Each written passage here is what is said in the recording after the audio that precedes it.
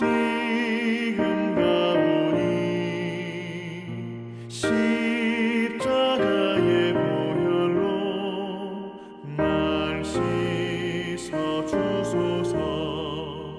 약하고 추해도 주께로 나가면 힘 주시고 내 추함을 보시서 주시네. 내가 주께로 지금 가오니 십자가의 보혈로 날 씻어 주소서. 나로라 하심은 온전한 믿음과 또 사랑함과 평안함 다 주려 함이라. 내가 주께로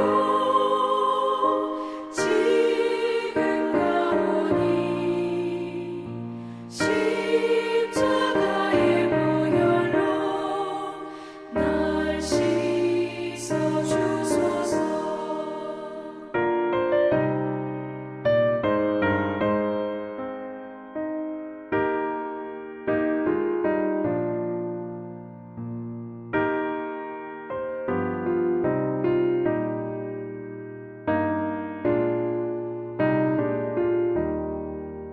큰 죄인 못 받아 살 길을 얻었네. 한없이 넓고 큰 은혜 베풀어 주소서. 내가 주께로 지금 가오니 십자가의 보혈로 날 씻어 주소서.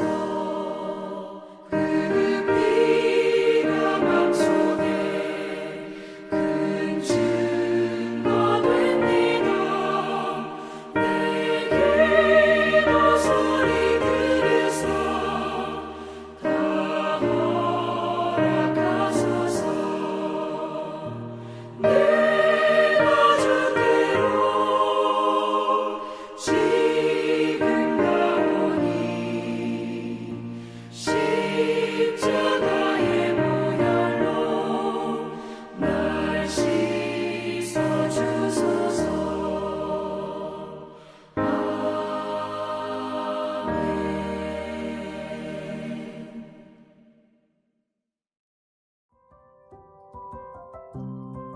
7월 14일 오늘의 말씀은 예레미야 4장 19절에서 31절입니다.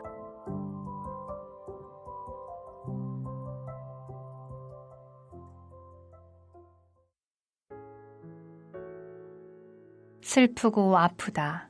내 마음속이 아프고 내 마음이 답답하여 잠잠할 수 없으니 이는 나의 심령이 나팔 소리와 전쟁의 경보를 들음이로다. 패망의 패망이 연속하여 온 땅이 탈취를 당하니 나의 장막과 휘장은 갑자기 파멸되도다. 내가 저 깃발을 보며 나팔 소리 듣기를 어느 때까지 할꼬. 내 백성은 나를 알지 못하는 어리석은 자요 지각이 없는 미련한 자식이라. 악을 행하기에는 지각이 있으나 선을 행하기에는 무지하도다. 보라, 내가 땅을 본즉 혼돈하고 공허하며 하늘에는 빛이 없으며 내가 산들을 본즉 다 진동하며 작은 산들도 요동하며 내가 본즉 사람이 없으며 공중의 새가 다 날아갔으며 보라, 내가 본즉 좋은 땅이 황무지가 되었으며 그 모든 성읍이 여호와의 앞 그의 맹렬한 진노 앞에 무너졌으니 여호와께서 이와 같이 말씀하시길 이 온 땅이 황폐할 것이나 내가 진멸하지는 아니할 것이며 이로 말미암아 땅이 슬퍼할 것이며 위에 하늘이 어두울 것이라. 내가 이미 말하였으며 작정하였고 후회하지 아니하였은즉 또한 거기서 돌이키지 아니하리라 하셨음이로다. 기병과 활 쏘는 자의 함성으로 말미암아 모든 성읍 사람들이 도망하여 수풀에 들어가고 바위에 기어오르며 각 성읍이 버림을 당하여 거기 사는 사람이 없나니 멸망을 당한 자여 내가 어떻게 하려느냐. 내가 붉은 옷을 입고 금장식으로 단장하고 눈을 그려 꾸밀지라도 내가 화장한 것이 헛된 일이라. 연인들이 너를 멸시하여 내 생명을 찾느니라. 내가 소리를 들은즉 여인의 해산하는 소리 같고 초산하는 자의 고통하는 소리 같으니 이는 시온의 딸의 소리라. 그가 헐떡이며 그의 손을 펴고 이르기를 내게 화가 있도다. 죽이는 자로 말미암아 나의 심령이 피곤하도다 하는도다. 한평생 하나님이 주신 모든 삶으로 하나님의 뜻을 이루며 사는 여러분이 되시길 주님의 이름으로 축복합니다. 오늘 본문은 유다를 바라보는 예레미야 선지자의 탄식시입니다. 오늘은 예레미야가 탄식하며 전한 유다의 심판 예고를 통해서 하나님은 어떤 분이시며 하나님의 자녀인 우리가 이 땅에서 갖고 살아야 할 모습은 어떤 것인지 함께 묵상하겠습니다. 여러분, 예레미야 선지자는 하나님의 분노를 충분히 이해하고 하나님의 마음을 공감한 선지자였습니다. 그렇기 때문에 어떤 위험이 와도 하나님이 전하기 원하셨던 그 심판의 메시지를 유다 백성들에게 당당하게 전할 수 있었던 것입니다. 본문 19절에 유다의 멸망을 알고 있었던 예레미야는 슬프고 아프다라고 이렇게 탄식합니다. 왜 예레미야가 이렇게 슬퍼하고 아파했을까요? 예레미야는 아직 유다가 멸망하지는 않았지만 환상을 통해서 유다가 이방 나라의 침공을 받아 황폐화되고 패망에 이르는 그 광경을 보았기 때문에 그 참상의 고통으로 인해서 슬퍼하고 아파하고 있는 것입니다. 예레미야가 환상으로 보았던 유다의 심판의 모습은 어떤 모습이었을까요? 23절에 보라 내가 땅을 본즉이라고 말하고 있습니다. 유다가 맞이하게 될 재앙의 상태는 마치 창조 이전의 무질서함과 같이 혼돈과 공허함이었습니다.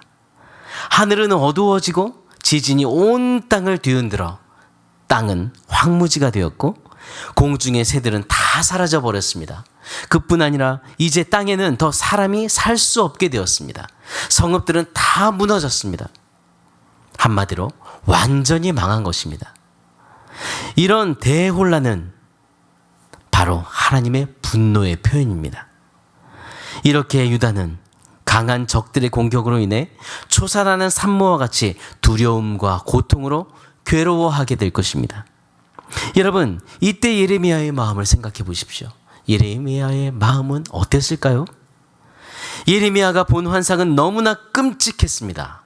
그래서 그의 마음이 참담하고 생각하면 생각할수록 너무나 두려웠던 것입니다. 유다의 이런 비참한 심판의 원인은 그 원인은 무엇이었을까요? 그건 바로 유다의 죄악 때문이었습니다. 예레미야가 하나님을 버린 유다에게 심판이 임박했음을 알리면서 애통해하고 있음에도 불구하고 유다 백성들의 반응은 냉담했습니다. 22절에 하나님은 유다 백성들의 무지함을 지적하십니다. 내 백성은 나를 알지 못하는 어리석은 자요 지각이 없는 미련한 자식이라. 악을 행하기에는 지각이 있으나 선을 행하기에는 무지하도다. 이 말은 하나님께 대한 무지함이 그들의 멸망의 원인이라는 것을 말씀한 것입니다. 여러분, 정말 이해가 되지 않습니다. 유다 백성들은 하나님의 백성들입니다. 그런데 임박한 심판에도 불구하고 백성들이 하나님을 알지 못한 채 여전히 죄악을 행하고 하나님을 모른다는 것이 정말 말이 안 됩니다. 여러분, 지각이 있다는 것은 능숙하고 똑똑하다는 것입니다. 그런데 그들이 악한 것을 행하기에는 능숙하고 선한 것을 행하는 것이 대해서는 무지했습니다. 그들은 죄를 죄로 여기지 않았습니다. 죄를 회개하지 않았습니다. 여러분, 오래된 상처는 병이 점점 커져가고 결국은 수술해야 할 지경에 이릅니다. 죄의 문제 또한 이처럼 심각합니다. 결국은 파멸에 이릅니다. 우리는 죄를 회개해야 합니다. 여러분, 우리는 죄의 심각성이 얼마나 심각한지 알아야 합니다. 죄는 하나님을 보지 못하게 하고 하나님과 우리의 사이를 멀어지게 합니다. 죄는 하나님과의 관계를 깨고 우리의 삶을 파괴합니다. 이것이 죄의 결과이고 하나님을 떠난 혼돈의 삶입니다. 여러분, 하나님의 자녀인 우리가 가져야 할 모습은 어떤 모습일까요? 하나님의 자녀인 우리는 하나님이 주신 삶으로 하나님의 뜻을 이루며 살아야 합니다. 여러분, 유다 백성들에게 예정된 이 심판은 더 이상 돌이킬 수 없는 심판이었습니다. 그러나 하나님은 27절에 온 땅이 황폐할 것이나 내가 진멸하지는 아니할 것이라고 말씀하셨습니다. 하나님은 자기 백성을 사랑하시고 긍휼히 여기십니다. 왜 하나님이 유다 백성들에게 예레미야 선지자를 보내셨습니까? 하나님은 그들을 긍휼히 여기심으로 하나님을 버린 백성들에게 예레미야 선지자를 보내셔서 돌아와라 돌아와라 외치게 하셨고 그들에게 회복의 길을 열어놓으셨습니다. 사랑하는 여러분, 하나님이 어떤 분이신지 기억하십시오. 하나님은 이렇게 우리를 사랑하십니다. 하나님은 이렇게 우리를 긍휼히 여기십니다. 히브리서 13장에 보면 내가 결코 너희를 버리지 아니하고 너희를 떠나지 아니하리라 주님 말씀하셨습니다. 하나님은 오늘도 우리가 죄를 멀리하고 거룩한 하나님과 동행하기를 원하십니다. 유다 백성들처럼 악한 것에 능숙하고 선한 것에 무지한 삶을 사는 것이 우리의 삶이 아니라 우리의 삶은 선한 것에 능숙해야 합니다. 여러분, 우리는 하나님이 주신 복된 오늘의 삶을 죄악으로 채워서는 안 됩니다. 하나님이 주신 삶으로 하나님의 뜻을 이루어야 합니다. 혹시라도 우리 마음에 하나님을 떠나서도 행복하게 살 수 있다고 생각하는 그런 어리석은 마음이 있다면 여러분, 그 마음을 버리십시오.